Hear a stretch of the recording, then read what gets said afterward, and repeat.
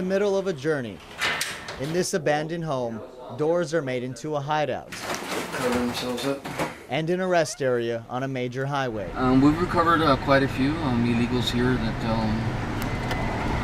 because there's water, because there's restrooms, they'll cross over from the ranches and come over here. Traces of life passing are everywhere in Brooks County. 840 Brooks. Police officers from the valley patrol these areas as Brooks County Sheriff's Reserve deputies. We pay for the uniform, we need to get them the vest. It costs to get them bonded in.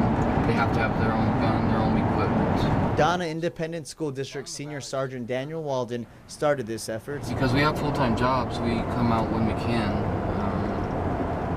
Of course, you know, the more often we come out, the better, because it gives more manpower. Sergeant Walden guides 14 other Reserve Sheriff's deputies. We went along with him. I mainly work administratively, although I do supervise police officers. 2 others who work at this alternative high school in Donna are Reserve deputies in Brooks. Go ahead. Donna ISD drill instructor Mario Mireles Carry on. educates students to get them back on track. Someone want to be teachers, principals, and they will accomplish it. Donna ISD police officer Antonio Rocha protects the campus. It's my responsibility, basically. The students, the safety, everything, the drill instructors, principal. They put on this uniform. Now they're working for free. The trio spends time away from their families. They're gone close to 3 days a week. My family understands, my wife understands that this is what I love, you know, so she knows, she understands that I might go, not come back, or not come back in one piece. I always have them in the background of my computer. Why is that? Well, I mean, my kids are in my world. It does worry me because a lot of people do not like police officers up there, and there's a lot of crime up there. You know, you never know what might happen. The reserves walked us through part of their 12-hour shift. Every time I have a chance, every other weekend, just come over here and volunteer my time for Brooks County. Their goal is not to control illegal immigration, it's to stop the death rate.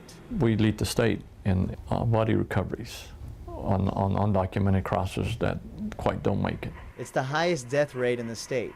Brooks County Sheriff Benny Martinez points out the office recovered 551 bodies since 2009, 19 so far this year. The sheriff's deputies are formally known as the Border Brotherhood. They're making changes. Their new name will be Texas Blue Shield. Is to incorporate as a nonprofit to help us with the cost of bringing in more reserves. The drill instructor turned Brooks County Reserve Sheriff's deputy was recently sworn in. This is his first night out. We quickly learned this abandoned home is a hot spot for people to hide. These guys close it. When they close it, once we come back and it's kind of open, well, we know somebody was in there. We'd made several traffic stops throughout the night. Mireles is getting to know the different types of skills it takes in Brooks County. Communication is kind of bad out here. Signal towers are kind of far away, so sometimes we can't hear each other, so we got to call each other through the phone. And the vehicle is still going pretty fast. Unfortunately, we won't be able to catch up to it, and the other officer needs our assistance. So this stop of a Chicano Brotherhood gang member demonstrates the kind of traffic that passes through Brooks County and points to the need for more officers here. Sheriff Martinez says they plan to install repeaters in towers. It gives us more leverage on the signal, or a stronger signal to where we can transmit. His department has 1 deputy on the road per shift. This is the same number of deputies we reported patrolling in 2014. Walden says this is not enough. I mean, it's almost 1,000 square miles, so I mean, it's about the size of Rhode Island. So, I mean, you don't take only 2 deputies and put them in 1,000 square miles. There's a lot of areas to drop off.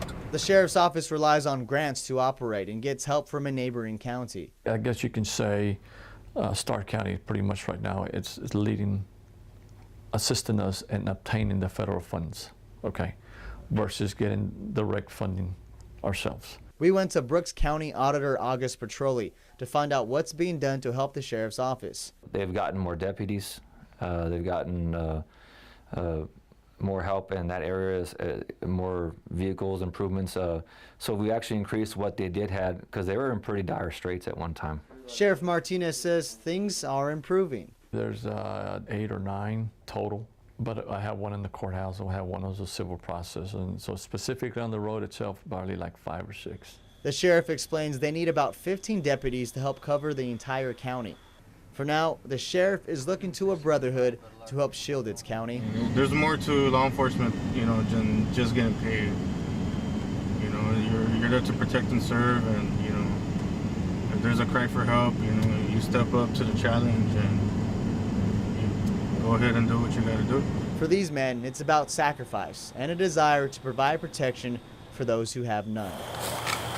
Angelo Vargas, Channel 5 News, Brooks County.